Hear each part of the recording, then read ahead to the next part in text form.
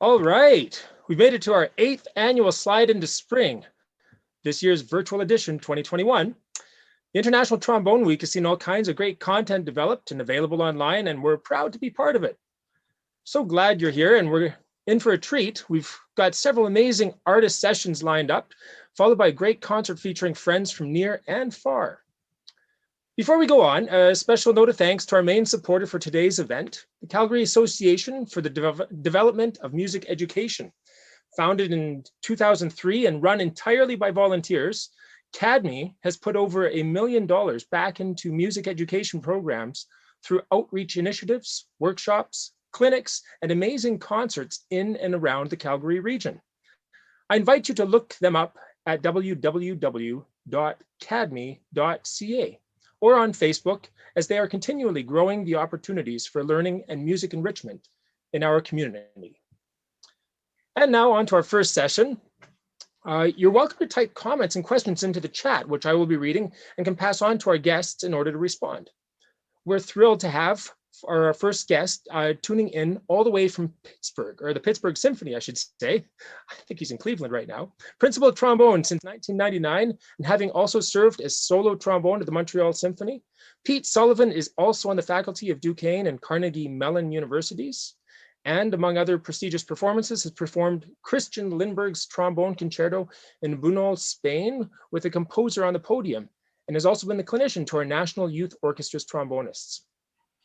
The music you were just enjoying before we went live was Pete with the low brass of the Pittsburgh Symphony on their 2008 recording called From the Back Row. Pete Sullivan is a Yamaha artist, and we welcome him to chat with our very own local trombone heroes of the Calgary Philharmonic Orchestra, Jim Scott and Dave Reid. Thanks so much, guys. I'll pass the microphone over to you. Thanks, Nathan. Hi, everybody. So first of all, welcome, Pete, a great old friend, former member of the Calgary Philharmonic, and as well as, Toronto, Montreal, and Pittsburgh. So real distinguished career and great trombonist and a great friend to all of us. So we're happy to have you here, Pete. And great to be here, Jim. Great to see you guys again. Yeah, this is great. I mean, I wish it was live, but this is our next best thing. So one thing I just to mention, the reason you're in Cleveland, I understand that you're also now on the faculty of the Cleveland Institute of Music and teaching there. And that's Pete squeezed us in today in between some lessons, so from live from a hotel room somewhere in Cleveland. So right across the street from the school. So. Anyway, thanks for doing that. And it's my pleasure. Start. I'll just kind of give you free rein here, but maybe talk a little bit about your career, like how you got started on the trombone. What brought you to this? Sure. Well, first of all, it's great to be here. Thanks everybody for having me. It's great to see you guys again. It's been since the '80s really that I've been in Calgary. It's my first gig, so it'll always be special to me. It's great to share the stage with the great Al Kay. Al's the trombone player I always wanted to be. That's no lie. Yeah, well, look, it's not a terribly interesting story, but I come from a small town up north in northern Ontario, right? Timmins. Some of you have heard of it. Our most famous, besides all the hockey players that came from there, our most famous Timmins person was Shania Twain. Ring a bell? You old guys? Anyway, so I grew up in Timmins, and we took piano lessons from the nuns when we were kids. It's a pretty small town. It was a really small town back then. But a shout out to all of you small town folks out there. We didn't have much going on up there, but we made the best of it. So I studied piano with the Grey Nuns, and so did all my brothers and my sister. And I picked up the trombone in high school. Our band professor, Mr. Goodfellow, he first day in class, he just grabbed everything and he played them all, and I knew I had to play that trombone. So I just did high school like everybody else. And, by the end of it, I was like, well, what am I going to do? So I went to Ottawa U. I auditioned at Ottawa U, and I got in. So so I started at Ottawa U. I studied with Doug Burden, a bass trombone player with the NAC Orchestra, who's retiring next year. He just called me, and Doug was great. And that was my first trombone lesson. Really, was at university. So Doug got me going. He focused on the right stuff. Just keeping everything simple and legato, beautiful legato. It's all about the legato with Doug, and I think that's what's helped me a lot. And then everybody was talking about Ted Griffith down in Montreal, and so I went and checked it out, and I don't know if you all know who Ted Griffith was, but he was sort of our. I think at the time he was sort of our Remington. He was the guy that everybody of my generation wanted to go see. He was great. So I spent a few years at McGill, and then I auditioned for the Calgary Phil, and there we were, me and Jim together with Mark Johnson and Mike Eastep, and those were great years, man. Those were great years. I mean, it's 2.5 years, but back then, those 2.5 years seems like 10 years to me. It's like high school is only 4 years, but it seems like forever. Those formative years, they're so embedded in you, and so many things change in your life during those years. And then, but I'm from out east. I wanted to get back home. I'm a homeboy. I get homesick. I still go up to Timmins 5 times a year. Well, at least until COVID, So I ended up in the Toronto Symphony for a year. I got to sit beside the great Gordon Sweeney, which might have been the best education I ever had. Just sitting beside him. They had a 4-man section there. I was the utility player, but Frank Harmontes is a great trombone player. He was sick most of that year, so I got to sit beside Gord all the time. And like I said, that was the best teaching experience. That's the best learning experience I ever had. And then I ended up at the Montreal Symphony. I played second trombone there for 4 seasons. And then in my 4th season, I started playing a little first, and then I ended up 10 years as principal. And then in 99, I moved to the States, and I've been here for 21 years. The time it flies. I'll be home soon. The whole time thing, it's like you said, like those high school years or college years seem to go by so slow, and I can't believe this is year 40 for me here. So the last 20 years. But I was old. Yeah, because this is like the same thing again, over and over again. I know, that's the way it is. When I was, I'm going to pick up on what you were talking about there a little bit, and playing with all those different orchestras. Can you just maybe talk a little bit about the playing styles in those different orchestras and things you picked up there, or the way you're playing may have changed from that? Obviously sitting next to someone like a Gordon Sweeney, I mean, that he's just famous for that sound, that beautiful sound. But whatever. I think that when you audition for an orchestra, you're showing them what you have and what your sound is. And if they hire you, it's because they like that sound, or they want that sound to be part of what they're doing. And I don't think you're going to hire someone into your section that is not going to, who's a total different school of playing or anything like that. So I never gave that much thought, really. I just played, Mm-hmm. And of course, once you're there, then you make the adjustments. And even if, you might not be aware of all the adjustments you're making, but I think the biggest, I didn't even think of it going from Calgary to Toronto to Montreal. It was all, everybody was a good player. One thing I'm so lucky about, I've always played with great sections. I'm so lucky. Every section I've played in has been great. Whether I was in the section or leading the section. I just lucked out. Got not only good players, but great people, And so, leading a section of great players and great people, it's a piece of cake, But in terms of your sound, I don't remember making any big adjustments. Certainly not equipment adjustments. I've barely changed my setup since being at Ottawa U. I still play a kind of a small-ish mouthpiece.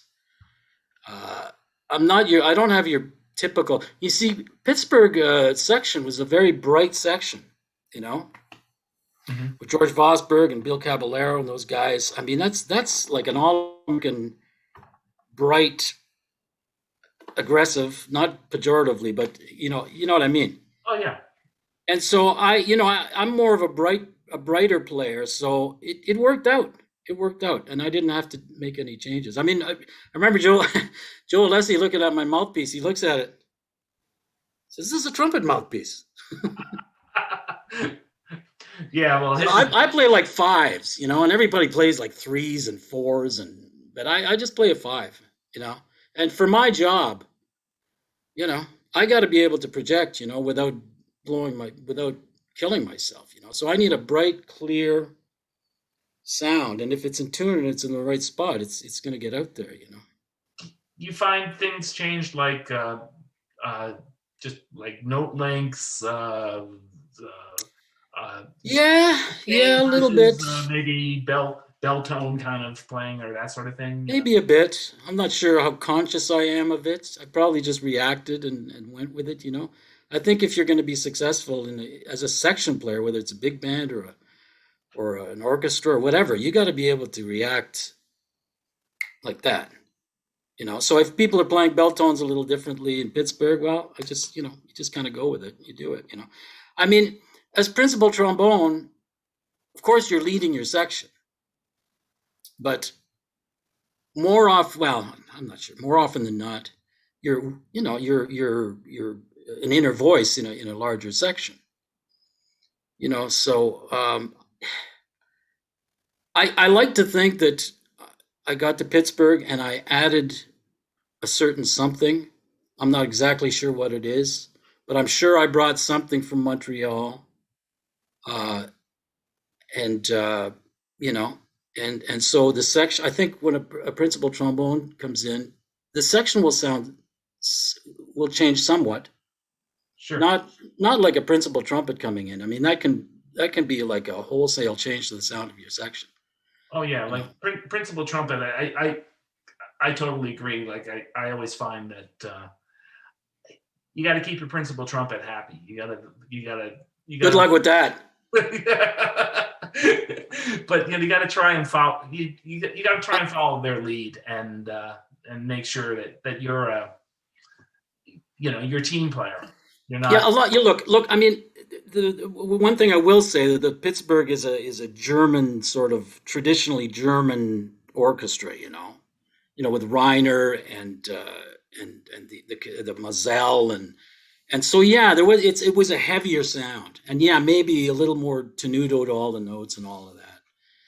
Yeah, but it was different for sure. It was different. I had to work a little harder. Let's just put it that way. I just had to work a little harder. Lengths of notes, I suppose, but I heard an interesting thing, a similar discussion like this with the New York Phil, where Jim Markey was talking about in Boston, just the difference of the hall being very live, whereas the New York hall was very dead. So New York was that has a lot to do with the sound. And then in Boston they tend to back off more because you would never hear anything else after the brass attack. Like Cleveland too. It's the same deal here. Yeah, two of the best halls in the country. Severance Hall here is unbelievable, but you can hear a pin drop, so you can't be. These guys, their sound is a little more contained because they have no choice. It's the hall. It's like Musikverein in Vienna. The hall to a certain degree dictates the culture of sound of the orchestra. Especially if you're in that hall for a long time and you have generations of players. I'm gonna turn it over to Dave, but before I do, the sad thing for you is you left just before the move into the new hall here, because that was a big change for us. I played a concert there. Don't you remember the Hard Hat concert? Yeah, that's right. I do remember that. I mean, it was still bare concrete. It wasn't exactly like you could, but before the hall was done and before it really became home. And It was just a party. It was just a big party. I remember our last set. I think we played 3 sets, and our last set, I mean, right across the brass section, there were empty plastic beer cups strewed all over the place. Yeah, that happened. But I'm not supposed to tell those kind of stories. Yeah, but Dave, why don't you ask a question here? Well, just to comment on that, I heard about that legendary hard hat concert and you know how that was an amazing experience for seeing this big empty space that was to become the Jack Singer. And you know, it probably happened some months before you won the Toronto Symphony audition. So at the time, you probably anticipated moving into that hall. You know, when I was in the ceremonial guard back in Ottawa, and for those who don't know, it's a marching band summer gig. I also took some lessons with Doug Burton, and you know, one of the legendary people about town that people still talk about was, of course, our good friend Pete Sullivan, and. You know, having heard about his move to Calgary, I sort of, you know, from a distance was following what you were up to, and it was just so interesting that when the Toronto Symphony audition came up, I was very interested in that. Young student sent in a tape, didn't make the cut, but when I got back to U of T, my teacher was Gordon Sweeney, who is this wonderful musician you got to work with for a year in Toronto, and he said, you know, the guy who won this job is leaving Calgary. I said, oh, Pete Sullivan. He said, yeah, you should go after that job. So I kind of thank you for making the opening for my career. My pleasure, Dave. My pleasure. one of the legendary players that I got to hear when I was in the ceremonial guard, I went to see the National Youth Orchestra, and they performed on Heldenleben, and playing bass trombone was this young, monstrously good player named Murray Crew. So I just wanted to ask if you had an opportunity to work with him prior to your arrival in Pittsburgh, and you know, whether you already had a friendship established, and then what that was like becoming the second Canadian in a major symphonic low brass section. Yeah, well, when I was in Montreal, he was in Quebec City. And then he moved to the Utah Symphony, and then he moved to the Toronto Symphony. And when he was in Toronto, we communicated, and we did some concerts together. We did a couple of recitals together, and so we got to know each other. We're kindred spirits. We're good. We were good friends. Sadly, we lost him 4 years ago. Yeah, much too young. Big loss. But low brass world. yeah, big loss. Great player, great guy, great friend. And so he was in Pittsburgh, and you know, he bugged me a bit to come and audition, you know. So I think he was partly, and then I don't know if you know Reid Kenny from Calgary, actually, our piccolo player in the Pittsburgh Symphony. She's from Calgary. Okay. Oh, and she was, yeah, Reid. I played. I don't know if you remember this, Jim, but at one point, the Calgary Youth Symphony, their first trombone player got sick at the last minute, and so I went and subbed with the Calgary Youth Symphony, and Reid Kenny was the first flute in the Oh, that's fun. in the Calgary Youth Orchestra, which she reminded me that when I sorry, but she bugged me to come and audition too. I didn't. You know, there were a lot of Canadians. There still are a lot of Canadians in the Pittsburgh Symphony. Ton. There's a dozen of us, I'll bet. Or at least there was. Actually, 2 of them died. One of the violinists and Murray. So, anyway. But yeah, he was, I can't say enough about Murray. I mean, he had one of the great bass trombone sounds ever. Truly. The Calgary Philharmonic, sorry, Dave. Calgary Philharmonic trombone players playing with the youth orchestra, that's still a tradition. There have been old balding guys sitting in the back of the youth orchestra filling in in the trombone, and even in recent years trying to look young. Yeah. Good times. There have been a number of really successful, great international musicians that have come from Calgary and certainly come from Canada. Have you ever had a chance to meet Dan West? He's a trombonist who plays in London grew up in Calgary. I'm sure Jim would recall him, but he's plays in a group called Septura, sure, a 7-piece brass group that's really great. Check them out. They've got some YouTube stuff that's worth hearing. And there's a violinist, fantastic violinist, Laura Muchalov from Calgary. She's in the PSO as well. She's amazing. Oh, fantastic! There's a big string program here, and that helps. Yeah. We have a question from the chat, and I'm just gonna. It was why is a strong focus on legato early on important? And we all three of us have at least a little bit of second generation removed Remington in our DNA and our teaching and whatever. The teaching that we received. And I don't know, maybe talk about that a little bit, Pete. Why do you think it's such... Well, we're singers, we have to sing. That's the first thing I tell myself when I pick up the horn. I make sure, before you put that thing to your face, you're a singer. You got to sing through that thing. And that was the Remington. We're not, at least most of us aren't paid to play Blue Bells of Scotland. You're not going to make a living playing Blue Bells of Scotland.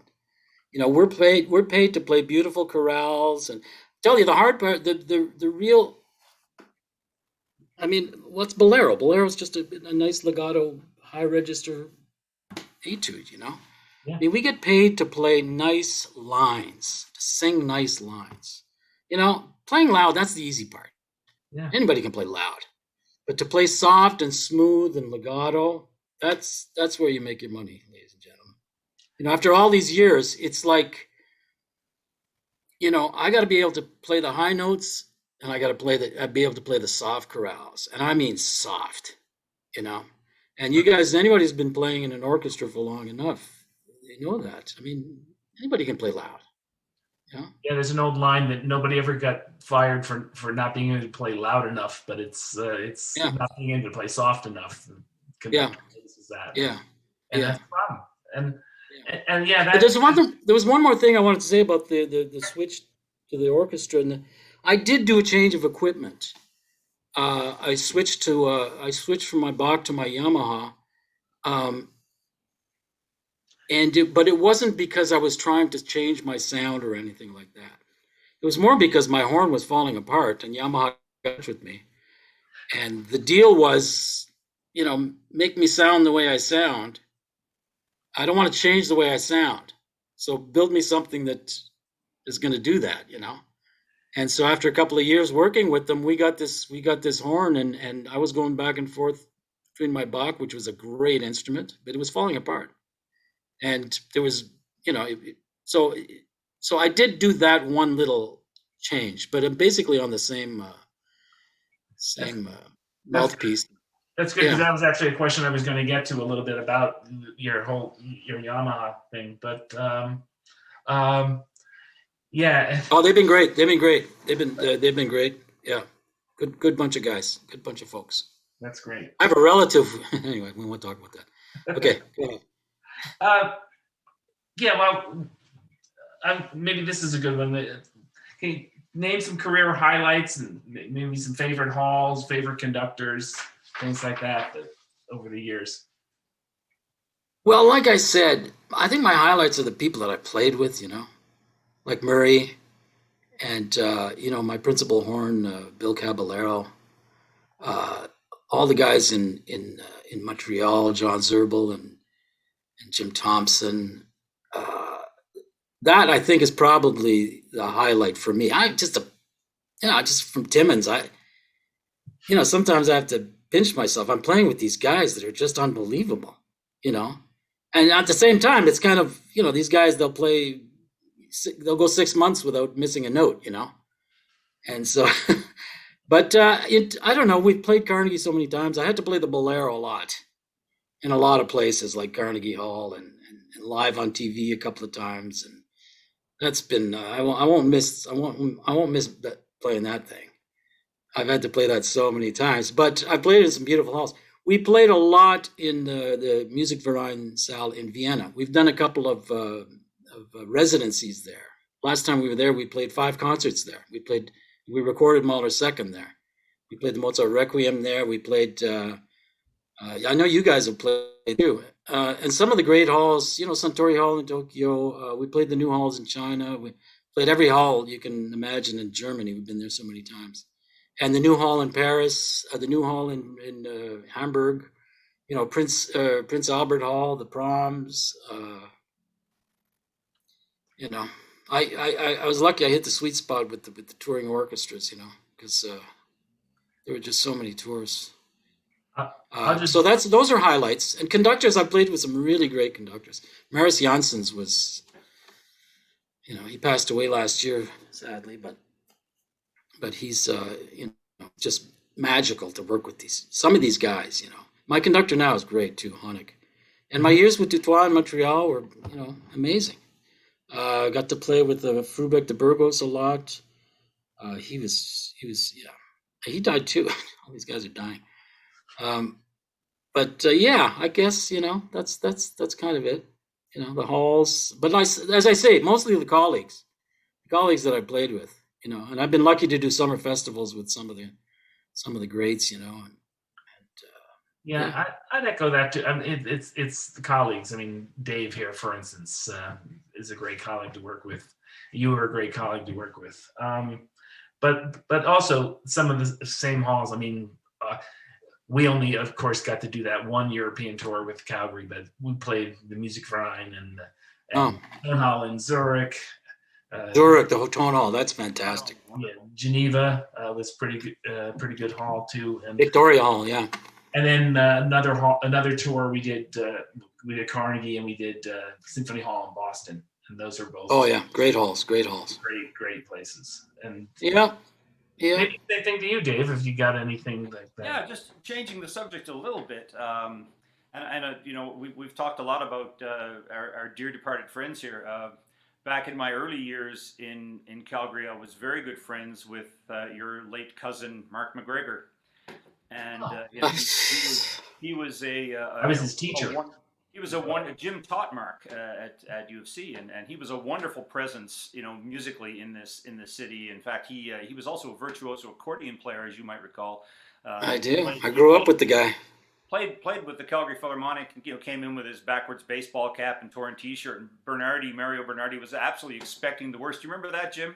And it was an Art Murray Schaefer piece, Letters from Mozart, and a very difficult accordion part. And Mark just nailed it with great musicality and ability to follow it. It was anyway. Mark talked. He was a fine jazz and commercial trombone player who I got to work with quite a bit in various settings. And he talked a lot about your approach to practicing, because you guys were cousins. You grew up in Timmins together, right? He talked about your approach. He was from the suburbs of Timmins, okay? Schumacher, which is the suburbs of Timmins. Okay, let's get that straight. Bedroom community. He talked a lot about just having your horn nearby all the time and picking it up and just doing flexibilities on a regular basis. Even if you're watching a game, just play some flexibility studies and scales and things over the game. Do you want to talk a little bit about your philosophy about that, about maintaining your skills on just in the real world of day-to-day life? Yeah, well, I mean, you kind of said it all there. I mean, the more time on your face, good quality time though, because you don't want to be overdoing it either, especially at my age. Once you're a certain age, you got to be careful. I was injured really badly in 2014. I thought I was done. I could hardly play anymore. But I think just regular, relaxed practicing, you got, oh God, I could go on all day about this, but just time on the horn. You have to be ready, for all you youngins out there, unless you're ready to put that thing on your face for long periods of time, the whole 10,000 hour thing, just to build a strong setup, and to get so that your airstream is like an extension of you, the connection that you have to your airstream. It has to be organic, and it just has to be like your left arm or something. Let's think about it. A real extension. And that needs a reconnection every morning. I have to reconnect with all of that, but it's all got to be done in a relaxed fashion, and you got to get your air going before you start your day, or else, it'll just be too hard on your chops. And I play more and more middle to low register stuff, and my high notes end up twice as strong. A lot of lip slurs, yeah, and a lot of just, I don't know. I mean, it's not complicated. It's just a lot of quality time, and I haven't missed a Penguins game. I missed one game. I thought I was recording it, but it didn't work. But otherwise, I have not missed one Penguins game all year. But there hasn't been a Penguins game where I've actually sat and watched it, because I'm always, and you guys know that. Al, I'm sure Al does that all the time with his well, I won't say his pathetic Leafs. But you guys in Calgary there, you got nothing to brag about either these days. Although you just beat Montreal a couple of games straight, so you're looking good right now, maybe. But and golf is a great sport to watch while you're practicing, because there's not a hell of a lot going on, So golf and baseball games. No, I've always got the horn around. You pick it up and you just play. I like too what you said about relaxed, because I always think sometimes when we emphasize like taking a big breath to students, we forget that word relax, a big relaxed breath, and that makes the whole difference, because sometimes when they take a big breath, they're so tense that they're not actually getting the benefit of that big breath. And another thing that's important is listening, and everybody's heard this a million times. But I think when I was younger, I didn't practice as much as I should have. But once I left Timmins, I listened just constantly. I was always listening. And I think back then we had very specific things we had access to. Now it's like it's almost too much out there, Like l'embarras du choix, it's the embarrassment of riches, Right. So I think maybe some of the younger guys, there's too much. You can't really focus. Like I used to just listen. If you want a great legato, just listen to Irby Green. I know a lot of it is dated music, but just listen to Irby Green. Yeah. And just listen to the result, and then pick up your horn and have that result in your ear. And your body should figure out a way of making it happen, but you have to listen. You have to absorb. Everybody imitates. You shouldn't be copying, but you should be imitating all the time. Sorry, I interrupted. We're getting towards a time to wrap it up, but when you mentioned Irby, it just reminds me of a great story I heard. I'll condense, but this Russian immigrant jazz trombonist in New York got asked by the conductor to sound like Irby Green. He said, "If I could sound like Irby Green, you think I'd be working here?" It's like one of my favorite lines ever. Pretty much describes all the rest of us. There's Irby and all the rest of us trying to get. Yeah. The classical guys, even if they don't understand the language of jazz, they can still get a lot from the performers and the way that they phrase and the way that they sound. Absolutely. I think too, singers. I think while there's a lot to learn from opera singers, there's so much you can get listening to more like pop and jazz kind of singers. I mean, as far as how it approaches the phrasing, playing the trombone. Absolutely. So, anyway, I think we're reaching the end of our session here. That was fun. 1 minute left. If I could just ask one more question. Both Jim and I have sent former students of ours to go and work with you in Pittsburgh, and you've established a wonderful, well-deserved reputation as a teacher over all these decades in the business. Do you foresee continuing teaching for many years beyond your orchestral career? Because a lot of players continue to teach well into their old age, and some guys have this attitude like once they hang up their symphony hat, like that's it, they're done, they're off golfing. Do you have any? I have no idea. On that? As I said, I got to put 3 kids through school. So right now I'm not thinking about that at all. And I don't teach at Duquesne. I teach at Carnegie Mellon and I teach at Cleveland Institute. And it seems like I've always got a Canadian student because I'm at the NYO every summer as well. So I keep in touch. I do the NYO auditions with Gord and Pia. And so I keep in touch, with what's going on up there as much as I can, I sure miss it up there. I'll tell you that much. I sure miss it. Well, we hope to have you up for a ski trip again sometime before too long. Yeah. We'll do something like this live at some point for sure. And that's great. We'll have a big excuse for a party, really. But anyway, until then, I think we have to hand it over, and Carsten and Al are going to have a nice little chat now here. But thanks so much and for making time. I know you're in the middle of teaching today, and that was really that's fine. I don't teach till 7, so okay. I'm good. All right, thanks, guys. It's been a real pleasure. Thank you for having me. Really, really, really great to see you too, Al. Thanks to Nathan, by the way. This is my last chance to speak. So thanks to Nathan for putting this all together. For all you do for this. Yeah. All right, take it away, Al.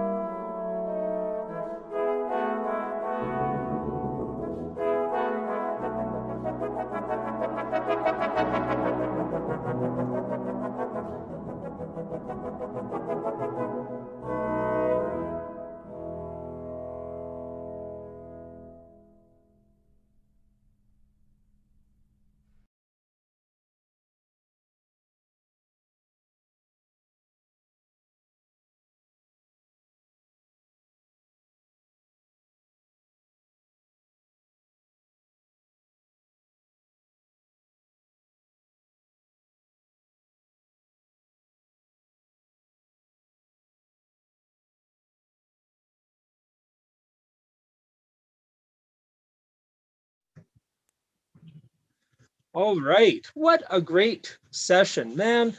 There was so much gold in that. Big thank you to Pete Sullivan, Jim Scott, Dave Reid.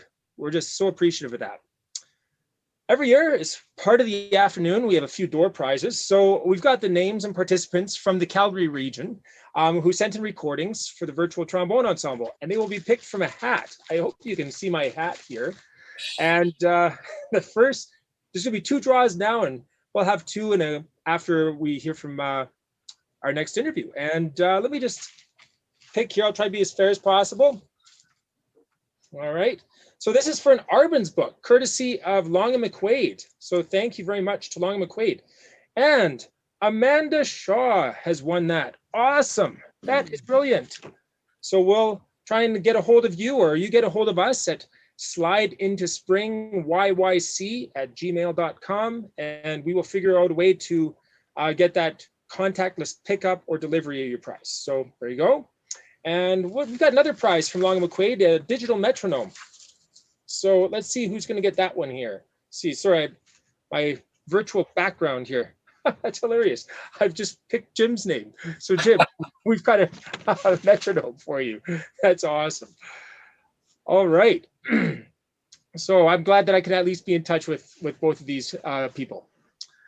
Let's go ahead and head on to the next one. The next session features one of Canada's legends of jazz trombone. He hails from Toronto and has played with Rob McConnell's Boss Brass, the True North Brass, and a who's who of Canadian music, as well as amazing touring shows, and also recently retired from the head of brass faculty at the Humber College. Alastair Kay is not only an amazing soloist, but a consummate professional. He travels regularly to Calgary area and to do brass and jazz workshops, concerts with the Primetime Big Band, and part of the Yamaha Order of Canada Big Band to perform and teach at the Banff Centre and adjudicate at local music festivals. We're absolutely delighted to have him here with us in conversation with Calgary's own Carsten Rubeling, dear friend and trombonist, the Foothills Brass, and the leader of the Jazz Fusion Ensemble, Volk. Welcome to both of you. Thanks so much for being here. Hey, thanks, Nathan. Absolutely. Hi, Al. Hey. How are you? Good. Yeah? Yeah, wish I was there. Wish I was there in the snow. I bet you do. I bet you do. Yeah. Hey, where did they stick you there? It looks like you've got some canoe paddles behind you there. I built a basement on my cottage where I live full time now, so we had to do something. So we got a washer and dryer and computer set up, and I practice down here. I can watch TV and practice, and Excellent. So it's a nice space. Yeah. Excellent. And is the water open out there where you are yet, or? Oh yeah, the ice went out about a month ago or so. Okay. Well, and I wish I was over there. Put a paddle in the water there. Yeah. Thanks so much for being willing to speak with me. Well, just period, after. Well, I miss you, Carsten, because you were in Toronto for many years, and we have lots of good playing together, and I only get to see you occasionally now. So I know. Well, I miss you too, and I think so fondly of my time out there and studying with you for the 4 years that I was at Humber, and then we don't see each other often enough, but hopefully we can do some more here pretty soon. I know you were out here the year before last, but yeah, I've been played in Calgary quite a bit over the years, and I even played with the Calgary Philharmonic, but it wasn't. I was playing some Tommy Dorsey solos out front, and but I know all the guys in the sections. They're all great players, and yeah. That's right. I remember seeing a picture of you and Jim and Dave and Mike there. That's great. Well, why don't we jump right into it, because I know there's a lot of stuff that I would love to talk with you about, and we don't have a ton of time. And just after Pete's chat with Jim and Dave, I think there's so many great things that they discussed, a lot of jumping off points for us. But I thought maybe you could also start just sharing with everyone and us what your start in music was, how you found how you got a trombone in your hands, was your family musical, that kind of thing. So. Well, I grew up in Scotland, and I think if I was still living in Scotland, I wouldn't be a musician, because we didn't have the same music programs. I might have been playing in a brass band, maybe, if our school in Scotland had that. But when I first came in 1966, I was 10 years old to Canada. And then I think a year or two later, I was in junior high.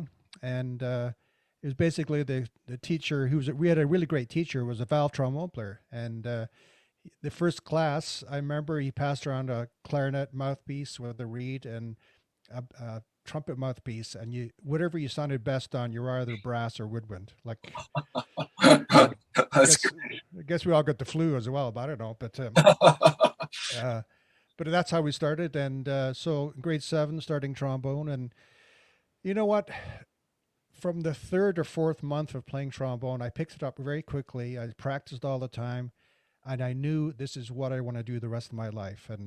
And I just knew at that point, because it was so much fun. And meanwhile, my grades in grade 7, 8, 9, 10, 11, 12 were all 50s in math, 50s in geography, 50s and everything else, 96s in music. That's a typical musician thing, You knew pretty early exactly what you wanted to be doing. Oh yeah. Yeah.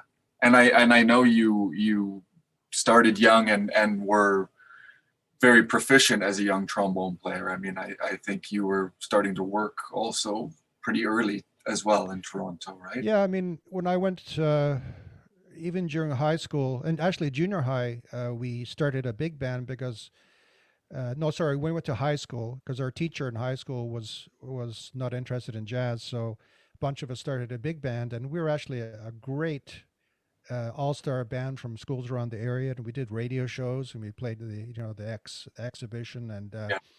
Pete Coleman, great trombone player and writer, composer and arranger, he was in the band, and so we had a fantastic band. And then when we went to Humber College, and most of us from that band went to Humber College, this is the second year of the program. I think within maybe the second year, I started, my teacher, Don Johnson, who was a great brass teacher, and he hired me because he was doing a show. He was doing the Beverly Hills Hook and Ladder Club, which was a show that would bring in like Carmen McRae and all these great stars for the week. So I got to work with all these great players, and I remember my first gig with Mel Torme. Mel Torme came in, and he saw the section. It was me, Pete, and Ernie Patterson, great bass trombone player, all from Humber, and he complained to Don Johnson. I thought you were going to get me professional players, and we were like 18 years old, 19 years old. And Don says, "Wait till you hear them." Wow. Pretty fresh-faced though, to be sitting back there in the second. Yeah. So and then I started doing lots and lots of evening gigs, and 6 nights a week, and stuff during the day, and Humber during the day. But I started teaching a Humber Etude in my third year. I was teaching private lessons. That's right. Yeah. Al, I was gonna just ask, because I had written this down. I know that you studied with Don, and that Don was kind of a legendary brass teacher in the Toronto area. And I was wondering, what are the core things that you guys worked on together, and maybe if there was some stuff from those years that have stuck with you over the years, because I know he was a great teacher. Yeah, I think the discipline of practicing, which I never really had, because instead of like, he would always say, well, do your long tones, long tones, long tones, and that I would rather play a Nerby Green type ballad, so that was my long tones, is to play music. So there was many musicians, I think, that are caught up in all the usual long tones, flexibilities, tonguing, and they can't necessarily play music. Right. So, but Don was actually very, very good, because he can, if he saw something wrong, he could fix things, and that was really great.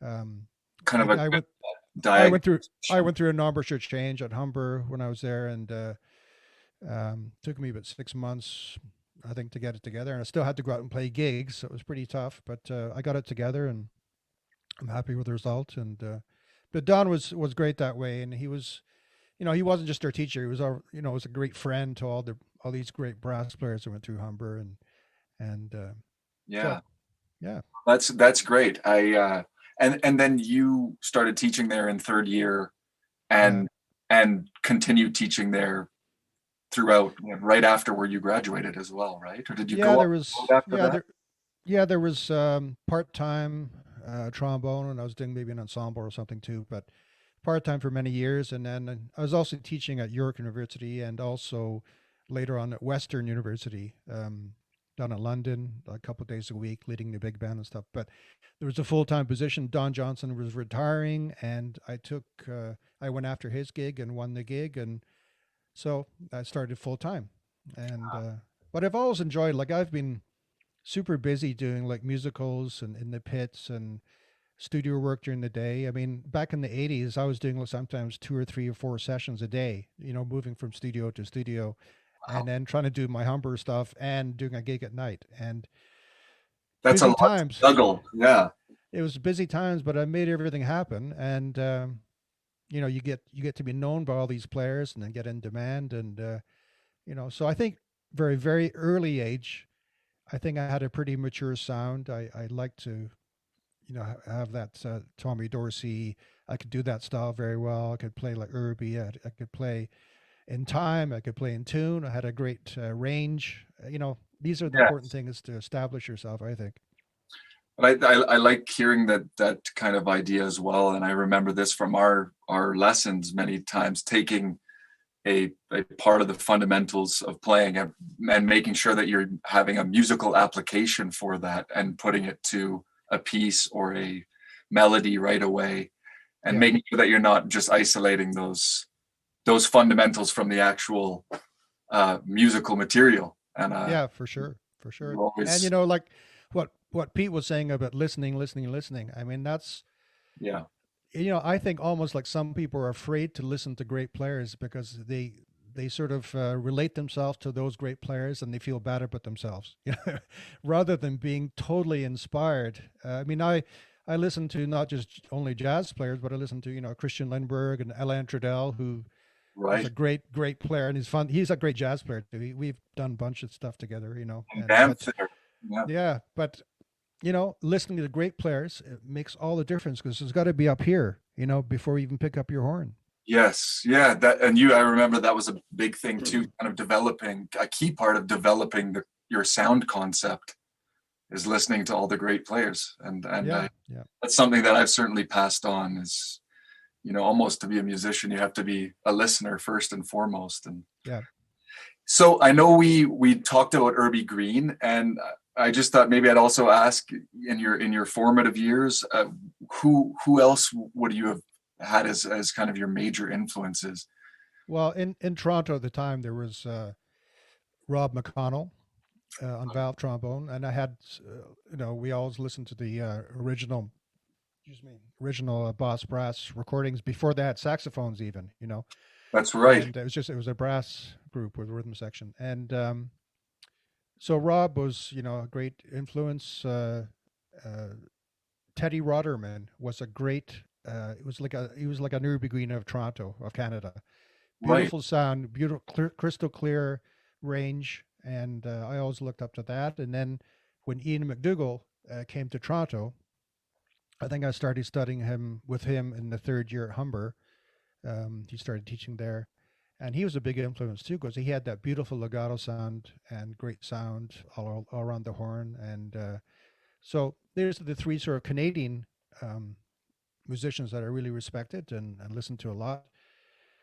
And then, of course, Irby Green, but also guys like Frank Roslino and Carl Fontana and J.J. Johnson, Bill Watrous, all the, but there's lots and lots more. But I've always enjoyed that the guys that can play tunes, really well with emotion and, make you want to weep sometimes. They're so good.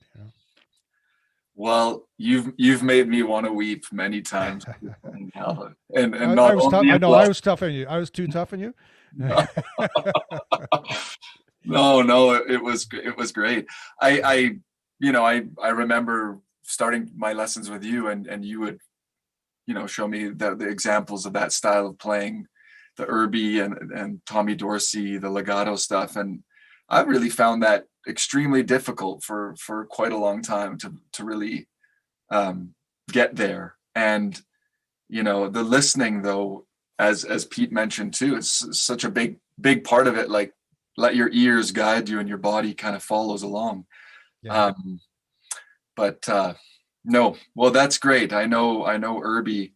I'll have to find if there's a digital copy of this record.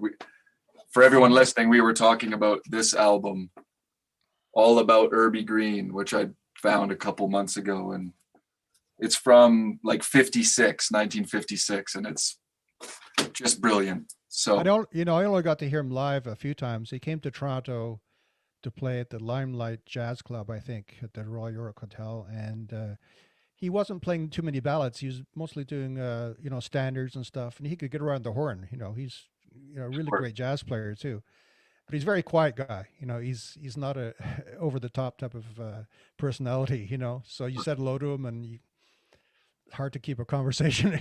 But he's definitely a hero for so many players. Yeah. Well, listening to this again, I can, hard to top that. But yeah. Okay. Well, you've had a career, Al, that has spanned so many areas and has included playing with luminaries such as, I know you played with Ella, Buddy Rich, you played with Frank Sinatra, Dizzy, Tony Bennett.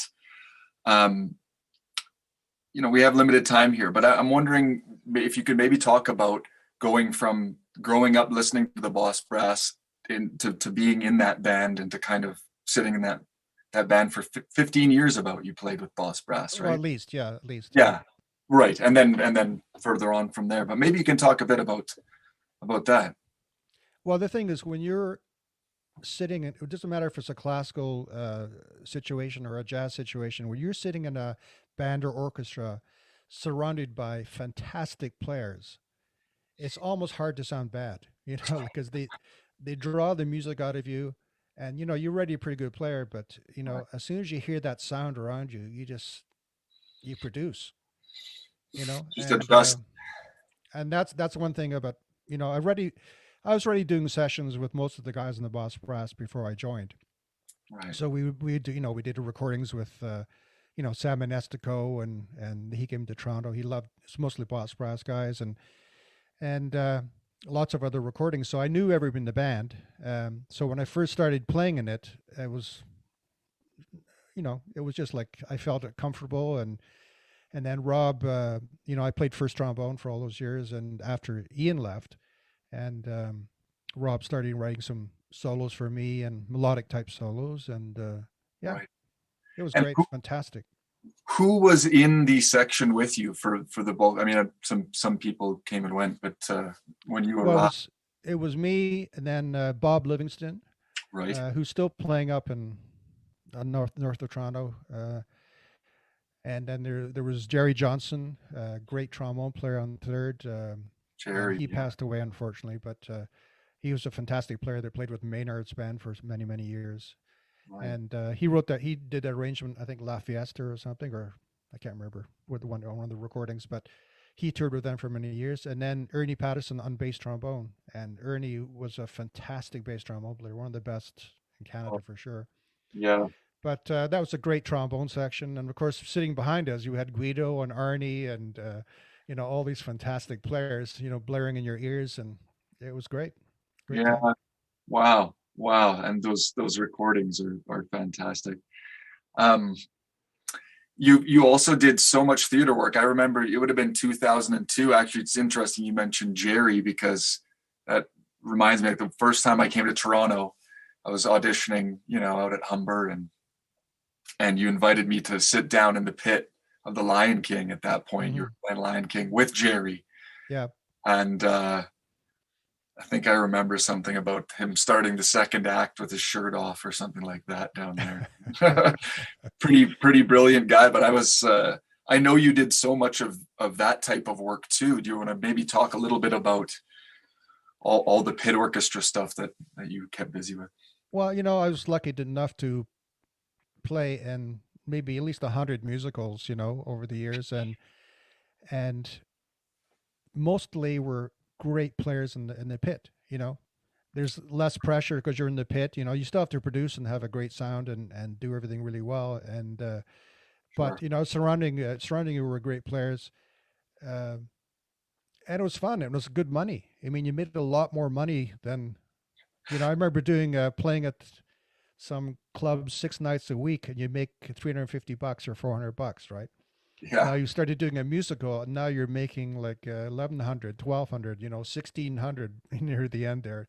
Yeah. And that's pretty good. And especially Lion King, 2 years. I did, Crazy for You for 2 years. I did a bunch of long running shows that paid the mortgage, Right.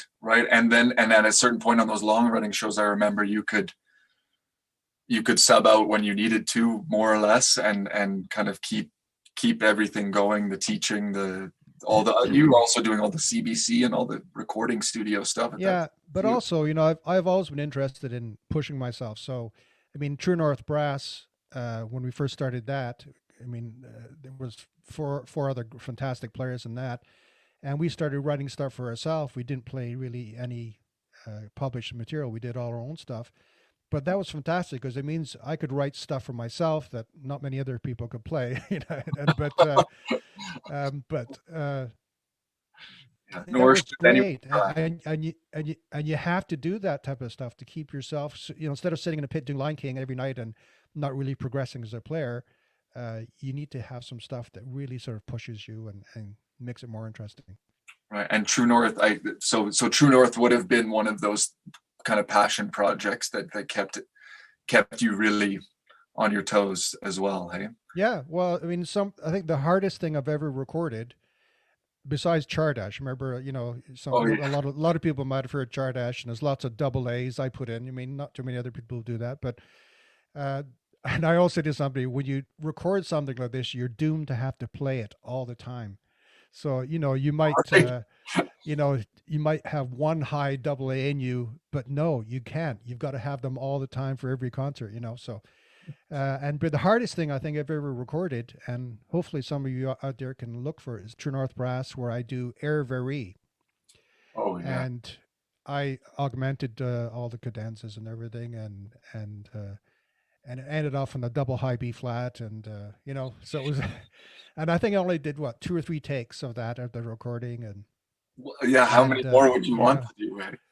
Well, but that's the hardest thing. If you asked me to play that now, you'd have to give me a few days, at least. I mean, I've seen you play over the years so many incredible things, whether it was with I know John McLeod's the Rex Big Band. I saw you play so many great things with them, and then with True North, and there are few people who can even make the attempt, Al, to get close to that. Well, it's like athletes. I think if you're a tennis star, you don't practice tennis 12 hours a day. You might go on your bike, you jog, you do other things other than tennis. And it's the same thing for musicians. If you just play one style of music your whole life, you're really not going to be ready for very much else. And I think as a musician nowadays, and I think a lot of even classical musicians nowadays, I mean, do you actually have any at the auditions? You don't have to have any changes in front of you to try to play some jazz. But you know what? That's one of the realities of being a classical musician nowadays, is you have to do the pop concerts, and you have to sound like you sort of know what you're doing and have the right style. But I think it's great to have everything together, and it doesn't matter if you're playing or jazz or classical or everything in between. I've done raga gigs, I played in India, stuff like that, and it's all great stuff. And it's yeah. Well, I know that was one of the biggest lessons that you taught me outside of just playing the trombone, but the attitude of diversifying your skill set, making sure that you can hang on a gig that is any style of music, and making sure that and have a way of getting through any gig. Yeah. And I mean, man, that has served me so well in my own playing career, just trying to get stylistically diverse. And I don't know if it was you that mentioned this, but kind of that you got to be a bit of a jack of all trades, and still like jack of all trades, master of one type of thing, or making sure that you can hang in a bunch of different environments. Well, the nice thing about being a jack of all trades is that if you've got a certain type of gig coming up in a month's time, you can really put the most of the focus on that style or that technique to get that together, and you'll come quickly. But imagine if you were, excuse me, put in a position to play something completely you don't know about and it's anything about. That's really, really going to be nervous for you and trying. Yeah. No, that might not end well. How much time do we have here? We still have about 10 minutes, I think. Okay, this is great. Al, I thought maybe you could talk a bit about that. Just, I know it can be a challenge managing all that, the playing career and the teaching career. How have those things worked in tandem? Because I also consider you such a master educator, and I really respect that about that you found a way to sound like you sound and sound so great all the time, but also you really know how to teach. I just wonder, was that ever like a challenge to kind of keep all those balls in the air? Well, I guess what you do is when you're first teaching, this goes for anybody, when you first start teaching, you're learning from your students. And, if they have a problem with their sound, what you have to do is try to almost recreate their sound with your playing to see why it sounds that way. So you learn about, throat closing up, or sometimes their tongue is too high in their mouths, for the sound, and sometimes they're pushing too hard in the mouthpiece. So over the years, you just learn. Like, I can diagnose pretty well every brass player I've ever had as a student, because I've heard it all, I've experienced it all, just to sort of get that idea of how to fix it. And so one of the things I'd like to suggest too is that, in Calgary or any place around the world, there's always going to be some great trombone players in town somewhere, whether it's with the orchestra or a jazz player. And don't be afraid to go take a lesson. Number one, if you get lots of different ideas, it might be a completely different idea than you've been taught before, but you know what? You get something from everybody. And also, if you play for your teachers, you're going to be eventually get known.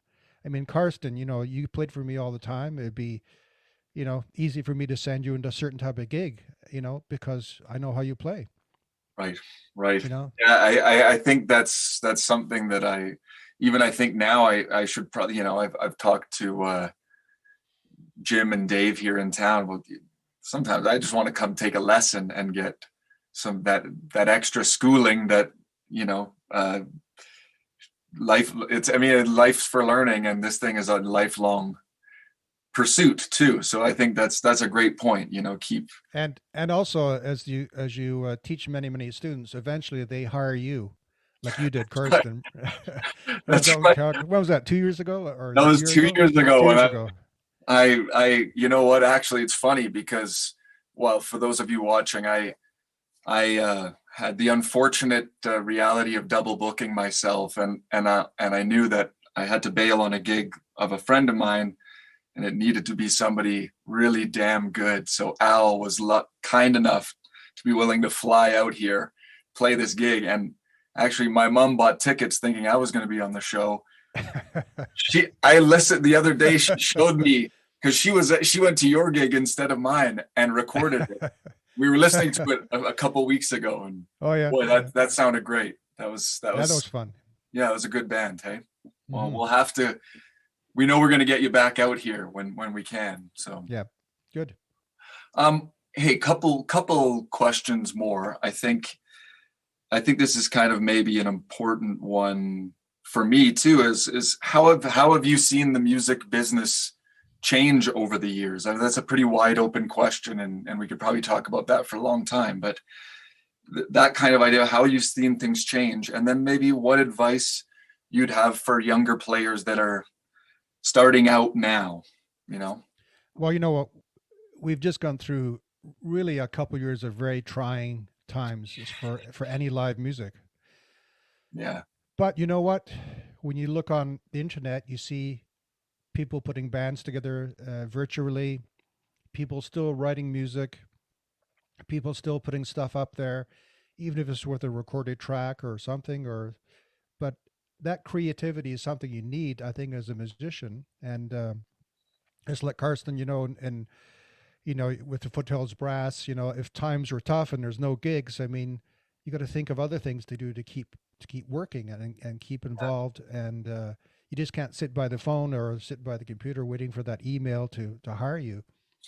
No, yeah, and that was another thing that you really imparted upon me, was that idea of, kind of making the transition from being a student to professional. That you need to be ready to get off your butt, write some music, get some arrangements together, get a band, and go be proactive towards it, as opposed to sitting back and hoping the phone rings, right? You compare when I grew up to what's happening now for most musicians. I mean, there's not the same amount of gigs, but no, you can't be thinking, in the past, trombone players would be working all the time, etc., or there's there was 18 big bands in town, you know. Yeah. That's not the reality, but you can't have a reality based on the past. You have to have a reality based on now. And there's still some successful young musicians out there playing and Yeah. doing stuff. And once the pandemic is over a bit, you know, hopefully we'll all be back at it again.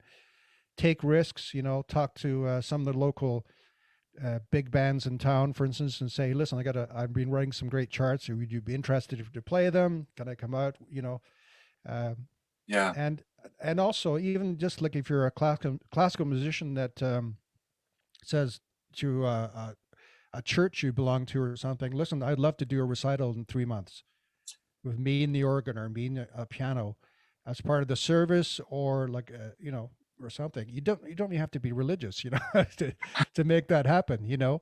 Right. To push yourself to make that jump, and could be scary, but you know what? You got to have as much experience playing it as you can. Yes. Yeah. And the more that happens early on, I know that's no, I just think about that sometimes, you know, because even in the 20 years, hey, almost 20 years since I came to you at Humber. But things have changed an awful lot in the music business and the ways of making money in playing. And I still think the single biggest thing is be ready to, you know, stick your neck out, go for it, and hustle and create some work yourself. And you know what? I've had over the years, many Humber students in the brass department come to me in the first class almost we have, says, well, how much money are we going to make? Right. And you don't really have an answer, you know. I mean, it could be a really fine player, but you don't know if they're going to make $50 a year or $50,000 a year. Depends on them. It could be their personality stops them from getting gigs, you know. It could be a great player. But I think what you got to think about is it's not necessarily a career choice. You know, it would be great to get in an orchestra, but there's not that many orchestra openings, you know, to make that happen. But if you want to become an artist, doesn't matter if you're in music or painting or whatever, you're in it because this is what you love. This is your passion. And if you can be making like $500 a year or a month or something, you should be happy. And you maybe have to work in a store somewhere to pay your rent and stuff. But you're still considering yourself a musician first or an artist first. And instead of giving up, you say, well, this is the reality nowadays. You know, I can still do some gigs. I can still get that part of my creativity out there. Maybe it'll lead to something new. Maybe somebody will hear me and hire me for a particular gig that will make my career blossom a bit, you know? Yeah. I mean, I hear you. It's almost like we have to be doing this, you know? I mean, we got the bug. Isn't that great? Yeah. No, I really appreciate that. Hey, you know, I was thinking maybe one thing we could just leave it if I could ask, you know, you've taught so many students, you've seen so many young musicians come through the doors of Humber.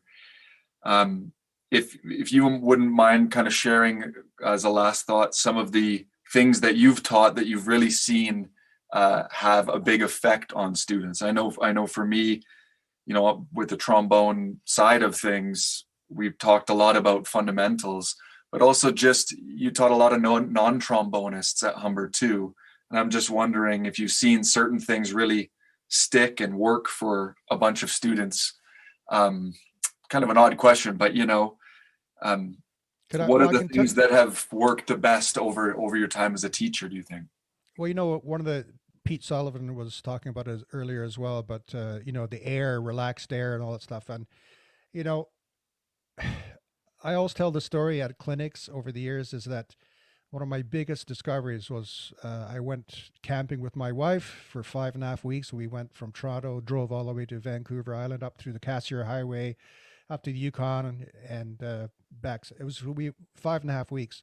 And my job every night was to blow up the air mattresses for the tent. And I didn't take my trombone, but every night I was going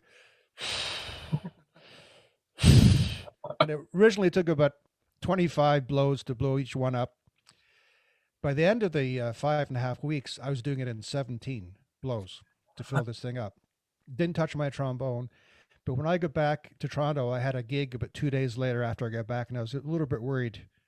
Right. First, I picked up my trombone, and it was the easiest playing I've ever done because developing your abdominals to there's no tension, like there's no sort of performance pressure, right? So Sure. there's all this relaxed breathing and efficiency and all these things. So I've actually had many students over the years trying this. We had a lead trumpet player in the big band at Humber. He was struggling a bit with his sound and his air. He did this religiously every single day. Within 3 weeks, everybody was turning around saying, "Yeah, man, whoa." It made such a huge difference to his playing, right? So these are things like simple things that sound like they're a little wacky, but you know what? It's absolutely the thing to do for everybody. It doesn't matter what style of playing you're doing. Just Yes. getting it that relaxed and getting that efficiency, using 100% of your lungs to blow up this air mattress, which you're tired of blowing up, but you're getting better and better and better. But anyway, go to Well, Canadian Tire. Go to Canadian Tire tomorrow. Get yourself some air mattress, and give me $100 for the lesson. That's great. And I was gonna say, if you want to join me on the next camping trip, that would be great. Yeah. I think we have to leave it there. Al, I just want to say, personally, thank you for a 20-year friendship now. All that you've given me personally as a trombonist, as a musician, as an artist. And thanks so much for being willing to be here today and share your beautiful career and some heartfelt stories. And it's great. It's great to see you, man. We can't wait the next time you get out here. Absolutely. This has been a pleasure for me too. And, it's been a year of not doing that much. And, so this has been great to relay some stories and advice and to everybody out there who's listening today. So thank you, Nathan and Carsten, for inviting me here, and to Yamaha, by the way. Yes. Who I developed his horn with Yamaha. So yes, the 697Z. You know what? That was something I had written that down, and there's just too much stuff to talk about. Yeah. But I know that's thank you very much to Yamaha, and I know Nathan has set that up with the folks at Yamaha. So we certainly thank them. Keep that flame alive. I feel it's the same year for a lot of us, just trying to keep the hope going. So thank you, Al. I had to keep my chops going because I got a big Cuphead video session coming up next month. They actually the big band section is delayed because of the COVID. You can't have that many people in the studio, but I'm going in a couple of weeks doing a bunch of solo stuff, which is wacky, high, loud, and super fast. Like quarter note equals 356. That's what I got to play over. So burning. I'm trying to get some chops for that. That's great. This is Cuphead 2, the second kind of installment of that video game. Yeah, it was developed in Winnipeg, and the music is done in Canada as well, and with a live big band. It was a big world's bestseller for many years, I think. Yeah. Yeah, it's huge. I know there's a lot of people who love it, and good luck on that second set. And thank you, Carsten and everybody. This has been a great experience, and looking forward to seeing the concert. It's also great to see all the guys from Calgary and Pete and all these. Pete and I played the Xeno Trombone Quartet, and we had some marvelous times and marvelous concerts with that too. So great to see you, man. Let's do more. You too, buddy. Thank you. Awesome. Thanks, everybody. Yeah, that was great, Al. That was fantastic, man. Awesome. Okay.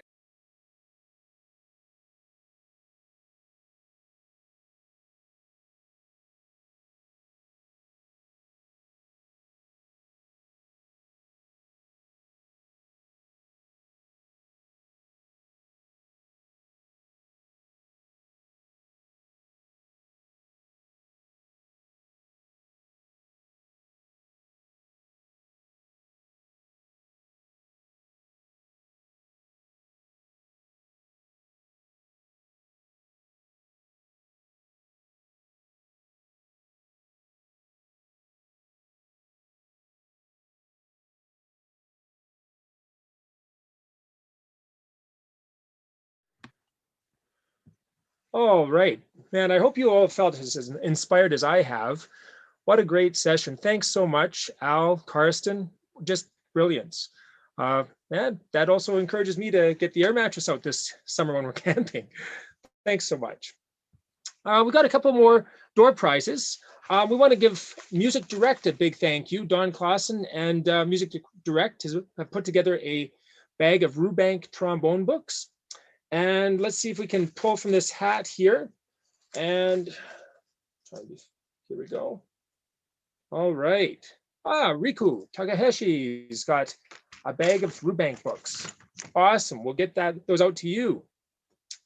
And we have one more digital metronome here from Long and McQuaid. And thank you to Matt Ferguson for sorting that out for us. And let me take a look here. And we have Greg Burns. So we'll be in touch with him as well. Awesome. So we're so grateful that you've been part of this International Trombone Week and Slide into Spring. And it really wouldn't help our work without your help and support and the efforts of so many. So that includes this concert. The concert you're about to see, you're going to enjoy performances of Boneweek Fanfare No. 2 by Brad Edwards, performed by the Calgary Trombone Consort. And then you're going to be seeing a stream of a premiere virtual trombone ensemble. So this is going to be our own Slide into Spring mass virtual trombone choir playing Song for Health by Stephen Verheist. This piece was written in 2020 for the frontline workers who have given so much to all of us during this pandemic. There are also contributions from a number of community trombone ensembles, and the piece and its info will appear on the screen. We'd also like to give a special welcome to Crossbones Trombones Collective, who are a professional trombone ensemble from Belgium, and they'll be performing 3 pieces in this virtual concert. You can look them up at crossbonestrombones.com. We hope to meet them in person soon. Thanks so much, everyone, for your contributions. This has been just an amazing day. So finishing up the concert, we'll hear a piece called Justice Fanfare, which is a musical piece to unite people in a good cause. The commission around this piece was to begin a project around the question, what can we as musicians do to change the world? We hope you enjoy the concert, stay well in these difficult times, and continue to reach out, connecting in these times of distance. I want to lastly say thanks again to everyone who made Slide into Spring possible this year. Special thanks to Christine Steller for her logo design each year, and to Matthew James, who's helped out behind the scenes, both in preparation for today and right now too, as we navigate through these virtual performances. We're grateful to all of you and look forward to meeting in person as soon as it's safe. Thanks so much. Enjoy the concert. Bye.